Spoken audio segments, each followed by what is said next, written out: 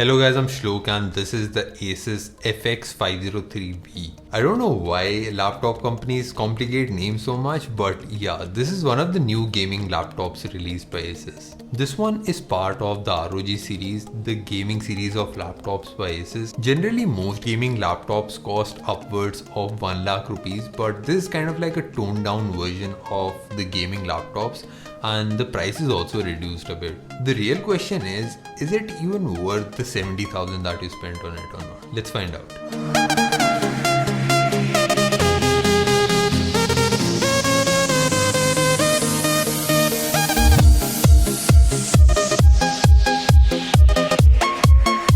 It has a lot of elements from the ROG series. The red and black accent, the indents on the front and the keyboard. The keyboard itself, it's completely plastic, but it does feel solid and premium as well. And although it is all plastic, it has quite a heft to it. It makes sense because it's geared toward gamers. The keyboard is backlit. The brightness can be changed, but it only glows red.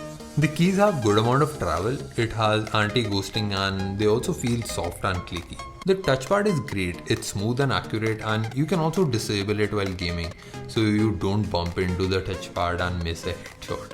But if you're coming from an Apple laptop, this won't impress you that much. It is good, but Apple trackpads are a little better. It has all the basic ports, 3 USB, 1 HDMI, 1 card reader, Ethernet, and also combined headphone and microphone jack. But it does not have any USB-C ports and it also lacks an optical drive. It has a 15.6-inch Full HD anti-glare TN panel and the bezels are also quite big with the Asus branding on the front. The screen is very sharp and bright, but the colors look a bit washed out. It doesn't matter much in gaming, but if you do any kind of video editing or any kind of graphic work, then this can be a small issue. Now for the specs, it has two basic variants. One with the i7-7700, GTX1050 with 4GB of DDR5 VRAM and also 1TB of storage. And this one costs about 80,000 rupees. And the other one is with the i5-7300 and the same GTX1050 with 2GB of DDR5 VRAM. And this one also comes with a 1TB hard drive. And this one costs 70,000 rupees. The one that I have is the i7 one with the GTX 1050 and 4GB of DDR5 VRAM, and this one also has a 128GB SSD. The gaming performance would be similar on all the variants because 2GB of DDR5 memory is also enough to run almost all the games right now. And the SSD would make a little bit of a difference in the game loading times or in loading the operating system a bit faster. RAM is 8GB on this laptop, which is a bit low considering the fact that now we are having mobiles with 8GB RAM. But the good thing is it is upgradable to 32GB, and upgrading anything on this laptop is very easy. If you want to upgrade memory or the data on this laptop, all you have to do is just open up one screw and everything is accessible. Upgradability is always a nice feature to have. Gaming on this laptop was just how I expected. It can run all the games on ultra settings, but you have to turn down settings on the high-end games by just a bit to get playable frame rates. I took some benchmarks on this PC as well, including the Cinebench and the Geekbench as well, but I don't believe in synthetic scores, so that's why I wanted to test out the gaming performance on this laptop. For that, I tested some games including GTA 5. It was clocking in at around 25 to 30 frames per second and it was completely playable for me, but for some people it might not be. But if you turn down some settings just a bit, even on very high settings, it runs super smooth. CSGO was dropping a few frames on ultra settings, but I just turned down settings by just a bit and it was completely playable. On ultra settings, the Rainbow Six Siege was at around 25 to 30 frames per second, not playable at all. But if you turn down settings just like I did when GTA 5 and with most games on this laptop, even a little bit change in the settings will result in playable frame rates. After turning down settings, it was at around 40 to 50 frames per second, which was quite playable for me. And the last one, Metro Last Light, I think it's definitely one of the most heaviest games that I've seen, and it absolutely killed this PC. I was getting around 15 to 18 FPS on this laptop, but that's kind of obvious. This is a gaming laptop and this game also lags on like very high-end PCs. So yeah, the gaming performance was great, but I won't call this extraordinary.